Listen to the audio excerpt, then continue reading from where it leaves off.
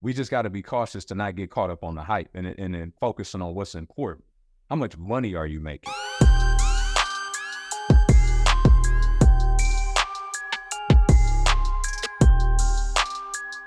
My question is, how do you know which is the best market to start looking into for investment properties or what have you?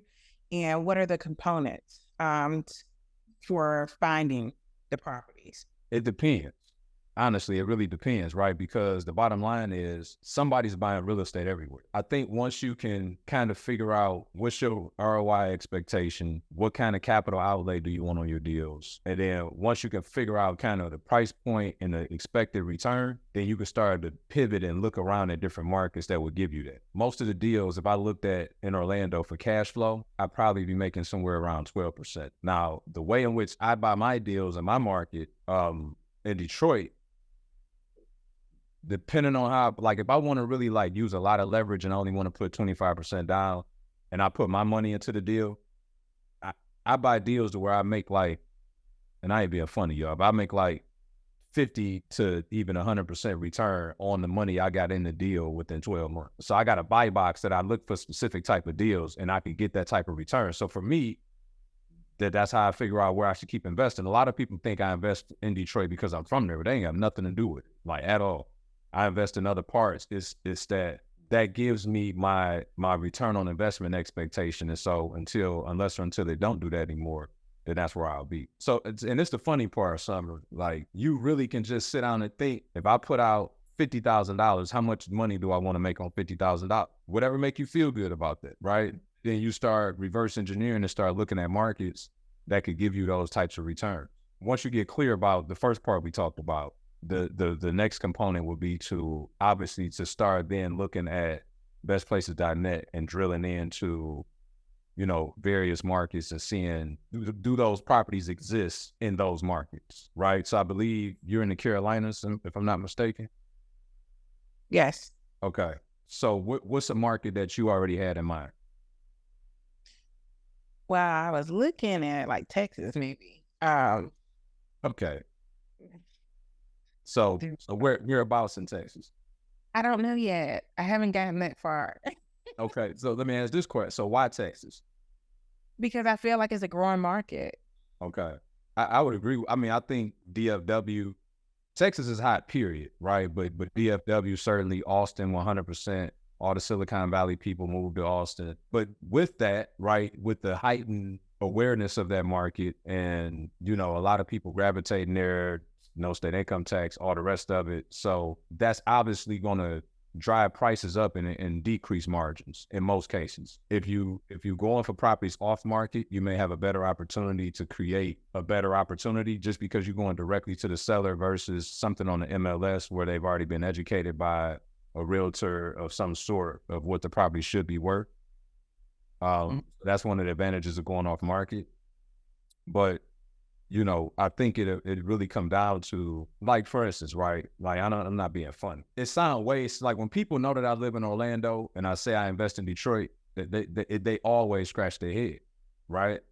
And I used to get offended because I mean I am from there, right? And the news paints this horrible picture of Detroit. My point is, for them, they couldn't understand for the life of them. Like, a lot of them would say, if you ever get something in Florida, let me know. I love to invest with you. But think about how flawed that way of thinking is. So in Florida, we gonna make less money together than you would if you invested with me in Detroit. But you never thought to see what do my deals look like in Detroit. You just said, if you ever do something in Florida, let me know. So people get so caught up on the hype of a perceived hype and value of an area. I'm not interested in, I can live where it's the sexiest and invest wherever my money go to further. So I'm saying all of that to say, and I'm not saying this is you, I'm saying this for everybody. We just got to be cautious to not get caught up on the hype and then focusing on what's important.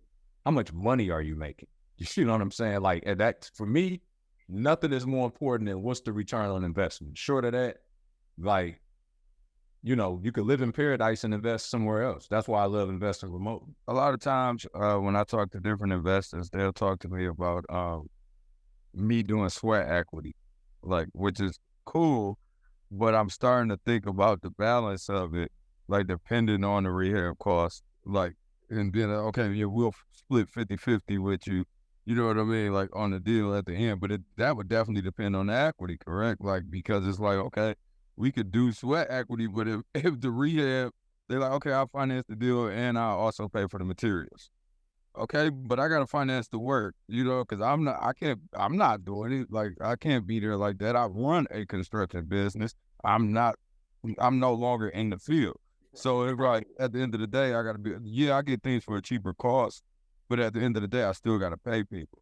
So I'm just wondering how to balance that, or is it a way to balance that where I could win off of it? So before I answer your question, let me ask you a question. Right. Would it be more advantageous for you to partner with somebody, bring in your resources on their deal, or would it be more advantageous for you to learn what they know and more, and then you can bring in your crew and partner with yourself on your deal? I'm going with the latter. Okay. So to answer the last part of your question, then absolutely it's more advantageous to do it a different way. It would be the way I just described, right? Some of the most successful contractors that I know actually are great investors, and they know how to raise the capital, put the deals together. We just had another one join last month, came into the program. And so what happens is for you guys, when you learn how to become that person, and then you already got the most important part of the deal. Because without good execution, you can't win regardless of how good the deal is, right? So you already got that part down pat. You learn how to become an investor, then you can bring your own crew at cost in to do your projects. However, I will also say to that, then you have to weigh out what's the yield on using your crew or hiring and bringing in a different crew to do your projects and using your crew where maybe you making 30, 40, 50% margins if you put them out on somebody else's deal. Right. So then you have that tension of just figuring out where's my best yield and return on investment for my actual crew, whether it's working in my projects or working outside of. Okay. Now to go to the beginning of the part of your question, it's not necessarily anything wrong with partnering with an investor in that kind of capacity where they like, look, I'm gonna get the deal, I'm gonna fund the deal. You bring in your crew to do the work, we split the pros 50-50. Is that the essence of what you were saying? Okay. Let me ask you this. How would it impact you to have to front load all the labor and material costs until the end of the project? Well, the proposition was they would fund the material as well. You just pay for labor. Yeah. I don't think that's a bad deal, bro. Okay.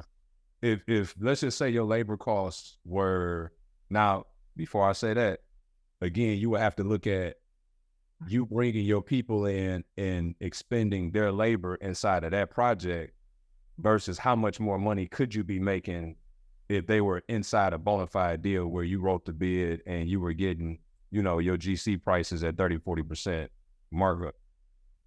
So that's the only piece that I would really have to look at. Short of that, if your crew just wasn't busy at that point in time and the labor is, say, 15 grand for the whole project, 20 grand, and you're going to make 40 on the opposite end in 6 months. I mean, if that fits your appetite, then, if it's pleasing to you, I'd say do it.